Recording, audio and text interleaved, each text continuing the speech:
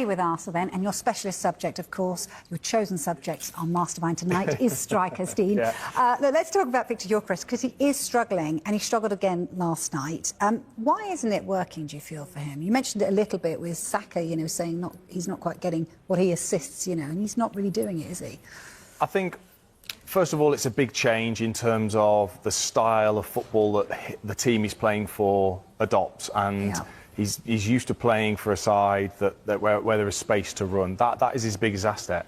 His intelligence of movement, and he's a powerful runner in behind. I think that is his biggest strength, and when he's got that to run into, I think we'd see a better version of him. Now, when a team is sitting deep against Arsenal, I think he's finding it difficult to really understand those small movements that are probably needed. And it doesn't feel yet as if there's that real understanding with anyone in terms of when they're going to deliver and when he's going to move and how he's going to move. That can take time or might never happen, but that's the key component, is that understanding between you and the player that's going to supply you with the service to score goals. Whether that's working on that in training, whether sometimes you just have it with somebody and you can't understand why, you just do. That hasn't happened yet for him. And then what you don't want to see is that it gets to a point where he's lost his confidence, and then he stops doing the things that made him the player that got him signed in the first place. And there's just been a couple of signs that worries me about that confidence level with him. Well, let's take a look at it, because we picked a couple of crosses from last night. You know, what do you feel he should be doing then? Well, I think the problem is when you get stuck, which is just stuck almost to the hip of the defender. So there's no movement both near, far. You know, there's no multiple. Again, it's a prime example of a player that's not confident, that's not sure of when the ball is going to. You can see he's waiting. He doesn't really know when it is going to arrive. He's almost stuttering but not moving and getting stuck in the position that he's in with almost the hip of the defender. That's a worrying sign of a lack of confidence, I think, in stop doing. And again, this screams a striker that's got no idea when the ball is coming in. It's just got no idea. So he's not alert. There's that lack of movement. He gets stuck again to the hip of the defender, and that's a player that's not confident the ball's coming in when he thinks it is. And that's the worry that I would have, is if this continues, is that he's losing the confidence in when the delivery is arriving, and the confidence in sticking to what he's good at, which is that dynamic movement in every part of his game. Gary Lineker, who knows a thing or two about scoring goals, says that he needs to gamble more. Would you agree with that? Is that what he needs to do with his game? Yeah, and again, he's absolutely right. And that's what it is. That's what it is for a striker, is sometimes you don't know when the ball is coming in. You are gambling as to when it's coming in. You don't know where it's going to land. You're gambling at where it might land. The idea is that you make 1 or 2 or 3 movements to get away from your defender, and you hope your teammate sees it, plays the ball in, and you can score the goal. What you can't happen is what's happening in those clips is you're stuck. You don't know when to run. You don't know if the ball is coming, and you've lost your confidence to just gamble anyway. And that's the big issue is. And also, I think when you go to a side like Arsenal and you have that big move, you can very quickly forget why you're there, why they bought you, your attributes, and you think you have to be something that you're not. I don't know if he's reading things or comments as to what he should be and what they want him to be. He's got to remember what he is and still continue to do those things and trust that when he gets in the position, he can take the chances. What would your advice to him be? Would it to be go and talk to his teammates? Would it to be train on his move? You know, what would be the advice? Yeah, I would demand a lot from my teammates in terms of what I want.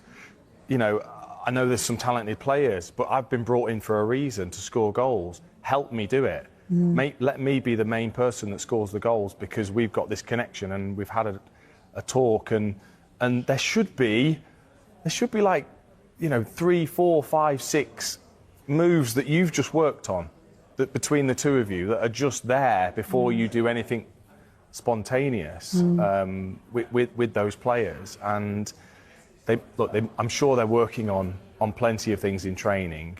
What can't happen is that lack of confidence and that you stop doing the things that made you a good player because you've gone into your shell and you end up hiding away from it. Yeah, I hear you. Let's take a look at how to get it right then, and you can maybe talk us through this, Dean. I mean, this is a player that's in his pomp. Well, I mean, you need unbelievable hamstring flexibility to Still got it? To get your leg. But again, that's just me gambling towards the near post. That's obviously Gareth Southgate that I've just nipped in front of to score that goal. God forbid I ever have. If someone offered me that hair back, I wouldn't want it. Forget about a hair transplant. I think it looks very strong performance from your hair and from you as well. But like you say, it was a gamble. You probably weren't quite sure where that ball was going. Gyökeres is struggling to score in the Premier League. Why? Arsenal injury, suspension list, and return dates versus Portsmouth.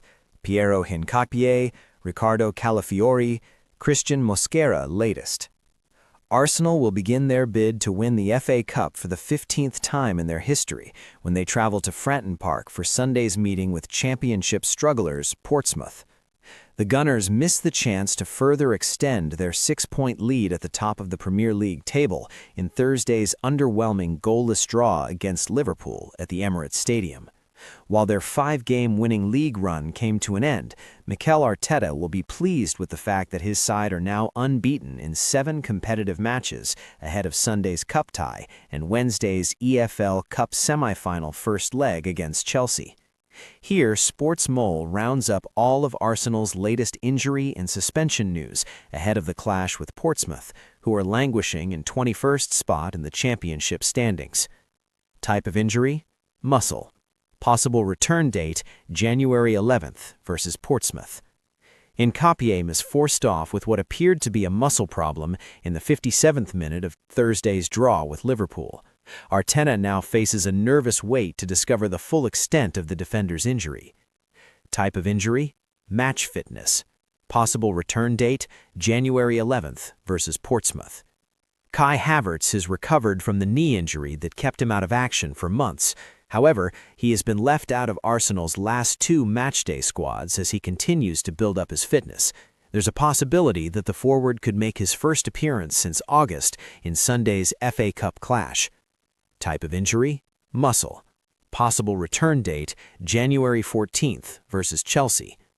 Calafiori has sat out Arsenal's last 4 matches with a muscle injury. The defender is making progress in his recovery, but he is not expected to be ready for the upcoming trip to the South Coast.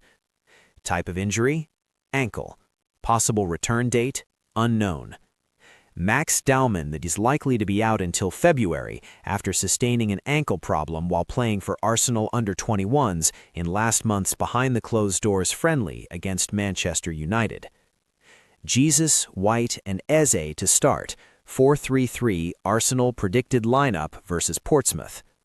Arsenal will face off against Portsmouth at Fratton Park this Sunday as they look to secure a positive result on the road in the FA Cup.